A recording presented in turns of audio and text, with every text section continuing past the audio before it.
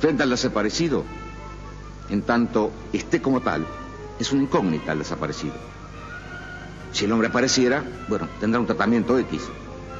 Y si la desaparición se convirtiera en certeza de su fallecimiento, tiene un tratamiento Z. Pero mientras sea desaparecido, no puede tener ningún tratamiento especial. Es una incógnita, es un desaparecido. No tiene entidad, no está. Ni muerto ni vivo, está desaparecido.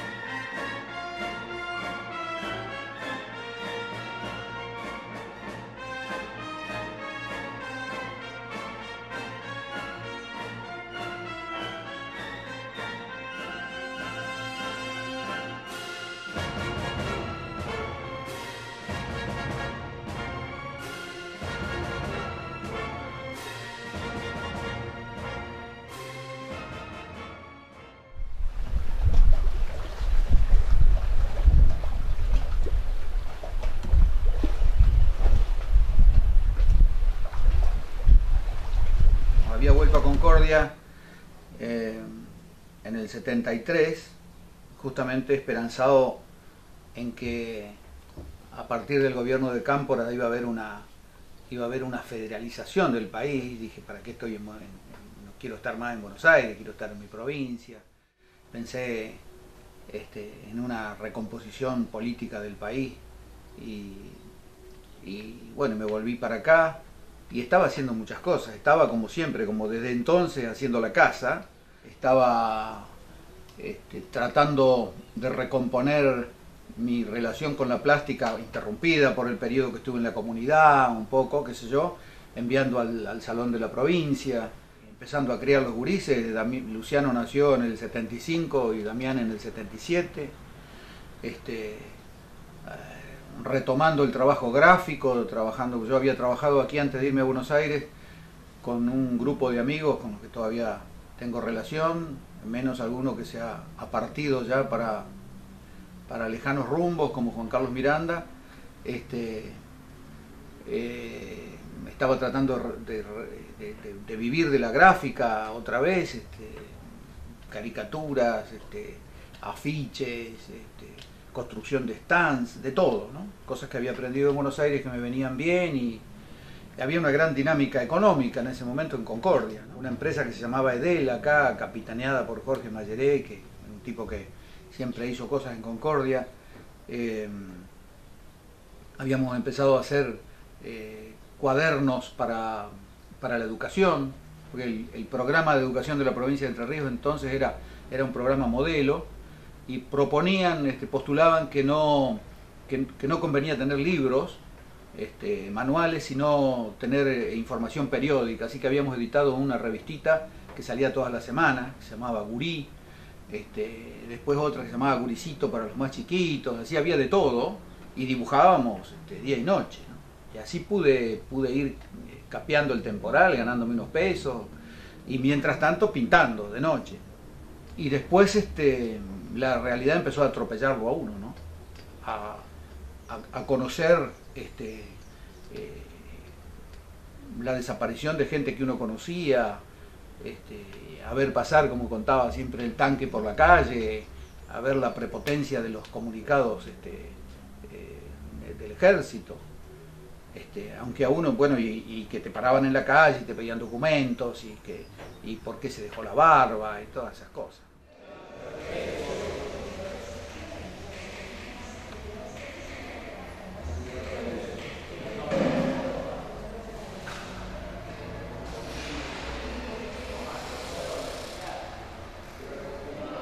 Me impactó siempre el compromiso que está puesto en su obra, un compromiso que es de protesta, que es de denuncia, que es de rechazo a muchas atrocidades humanas, que él como buen artista percibe a través de su sensibilidad.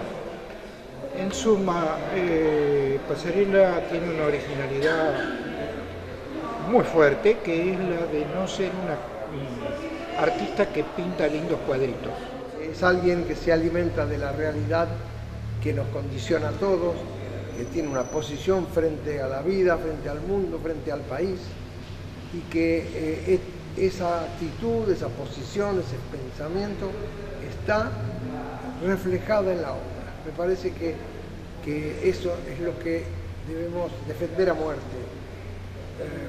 que la obra siempre refleje lo que vivimos diariamente en nuestro tiempo y en nuestro lugar. Toda su pintura está apoyada en la crítica social fundamentalmente, y eso ha sido permanente en su obra, ¿no? Ha cambiado alguna manera de resolver las figuras, por ahí son menos anatómicas ahora, hay incluido algunos elementos de tipo simbólico, como se pueden ver, pero siempre atentos a una concepción de pintura social. Es decir, su obra no se distrae en cosas decorativas. El nombre de la muestra me costó encontrarlo. Primero encontré las obras, empecé a encontrar cuadros y eso hizo que se me ocurriera que podía hacer una exposición con material hecho precisamente durante la época de la dictadura y mostrar estas obras en homenaje a las Madres de Plaza de Mayo de Concordia. En un principio fue porque son personas que ya están muy viejitas y de las cuales digamos, no tienen el cartel que se puede tener en las grandes ciudades, y sin embargo han sufrido y han luchado, han buscado a sus hijos. Los trabajos están inspirados, están elaborados en base a cosas que iban sucediendo, en base a situaciones que uno se enteraba, a presiones psicológicas que uno sufría, a gente que uno conocía y de golpe desaparecían. A mí me ha producido también una situación un poco ambigua en este momento, porque es como si yo estuviera viviendo ahora esos años, ¿no? Yo estaba haciendo otra obra mientras tanto. Después que pasó ese momento, empecé a trabajar sobre otras cuestiones de las épocas que luego vinieron, que han sido varias y han tenido cada una sus diferentes conflictos.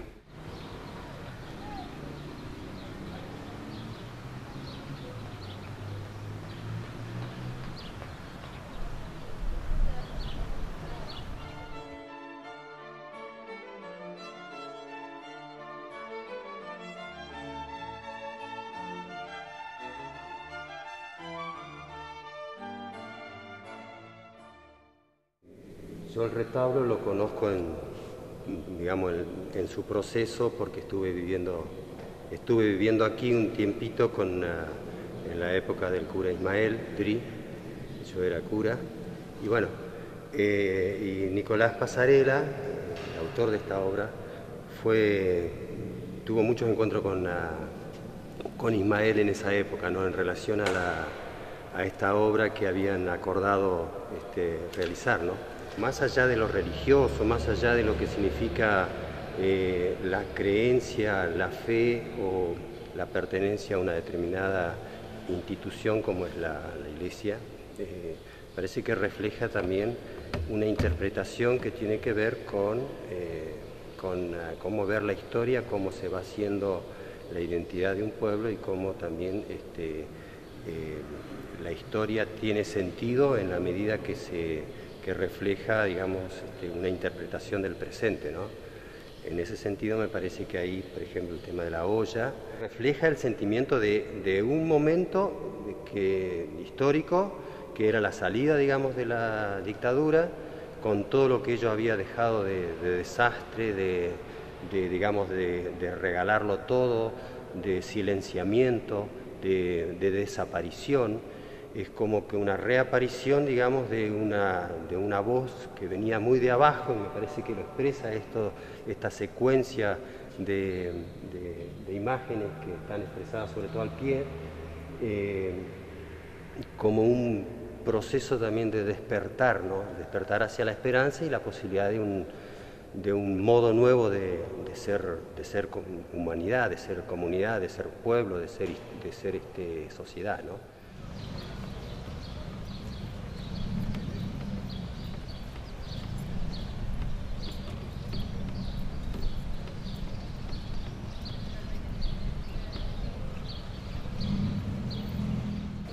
El trabajo de Estela Westergel, que está aquí, que yo traje especialmente y que formó parte de la exposición junto con mis cuadros, es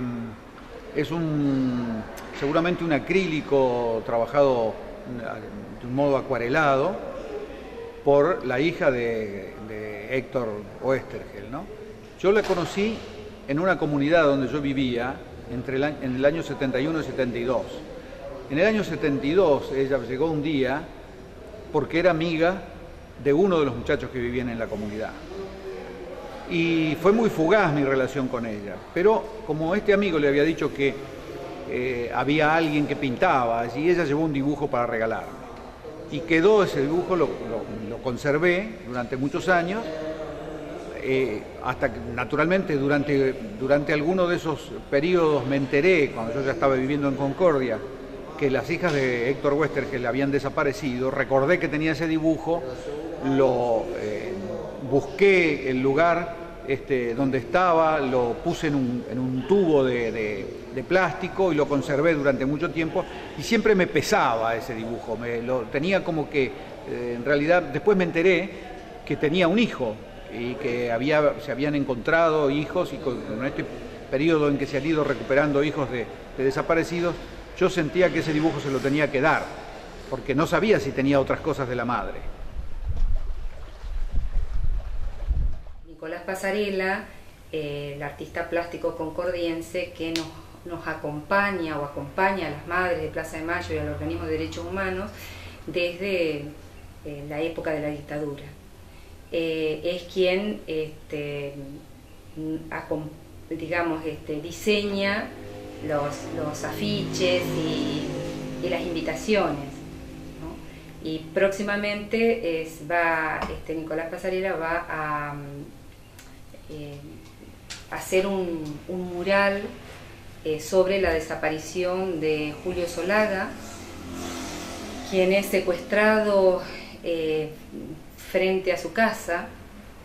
Entonces hay un gran muro y allí va a ser precisamente ese momento donde para el auto, bajan dos personas, Julio está hablando con un vecino y la gente lo toma, pide documento y luego los llevan y los ponen adentro del auto, ¿no? Y desde ese día nunca más se supo nada de Julio Solaga, absolutamente nada.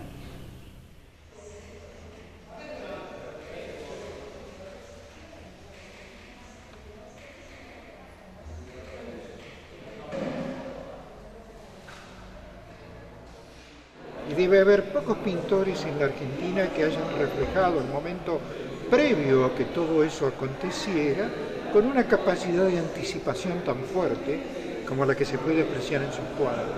Su manera de tratar la figura y el color y el dibujo sobre todo está muy vinculado a su necesidad de expresar algunas ideas, muchas ideas, que él tiene respecto a la gente, al lugar donde vive, al país en el que vive. Sus dibujos, sus grabados, en su pintura, lo que hace es tomar de la realidad y transformarla, digamos casi metafóricamente, en imagen.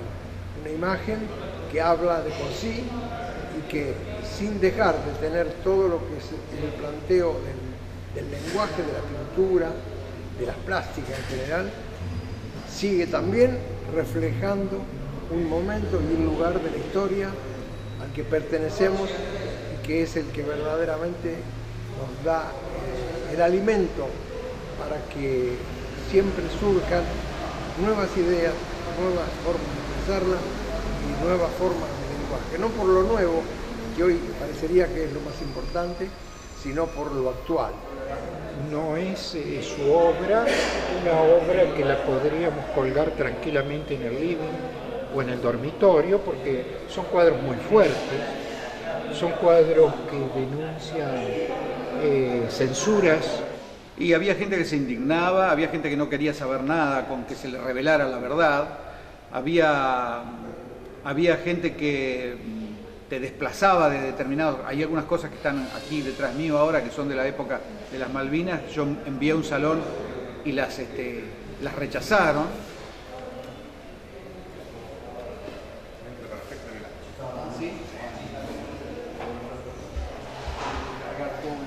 en una camioneta, en una combi. Así que bueno.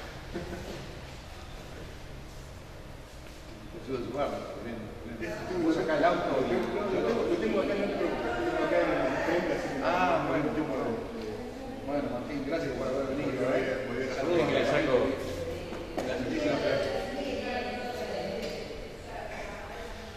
Para la casa familiar. Bueno, Martín, creo que ahí hay un error en el apellido que me hicieron notar hoy. No, es de la H. Ah, quedó pegado allá. Ah, bueno, quedó pegado. Me dieron una G de Wester, gel con G. Ah, no me digas.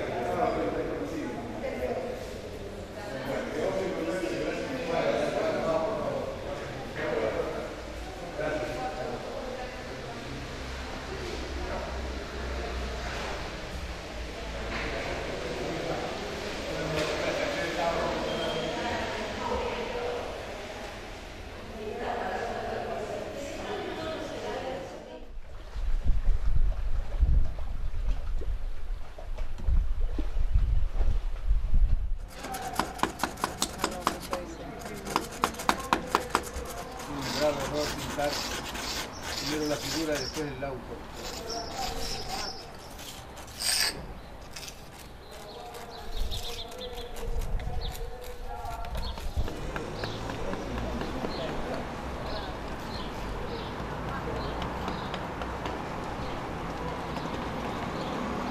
Este mural que le pedí a Nicolás que representara el momento de su secuestro, porque fue efectivamente en este lugar donde lo metieron en el auto.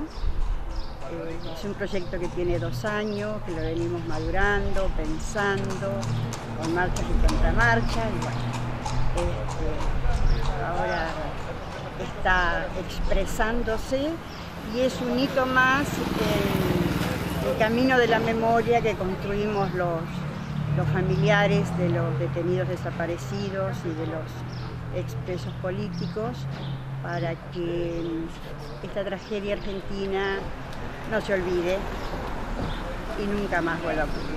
Estoy representando en este momento a un grupo de 5 compañeros que estamos trabajando con Nicolás y realmente es una satisfacción muy grande. Como vos dijiste, somos exalumnos. Desde el año más o menos 93 en adelante hemos estudiado con él, tuvimos la suerte realmente de poder estar todos los años con Nicolás y la experiencia de haberlo tenido como profesor, o sea, Nicolás como profesor, ha sido tan generoso como lo sigue siendo como artista, ¿no? Es un orgullo estar nuevamente con él, compartiendo 5 minutos con él, son 5 minutos de experiencias y de aprendizaje y por lo tanto esto lo estamos disfrutando a pleno. Aquí en este espacio va una fotografía que es la fotografía real del chico, va un detalle casi hiperrealista, digamos, que es el mismo rostro pero mirando para el otro lado. Así que hemos preparado eso para dar una mayor veracidad al acontecimiento. Y todo lo demás, todo lo que lo rodea es el espacio imaginario, digamos, pertenece al imaginario colectivo, a los personajes que hicieron a la época, a los que intervinieron, a los que produjeron los desastres de una época y a los que están recuperando la otra, digamos. Pero el suceso real de ese día, en este mismo lugar, porque este fue el lugar del rapto, del secuestro, son las 4 figuras que están pintadas en blanco y negro, la figura de Julio que está con algo más de color, que es la más humana de todas, digamos, y el auto, que es un Renault 12 blanco, que era el auto en el que se lo llevaron.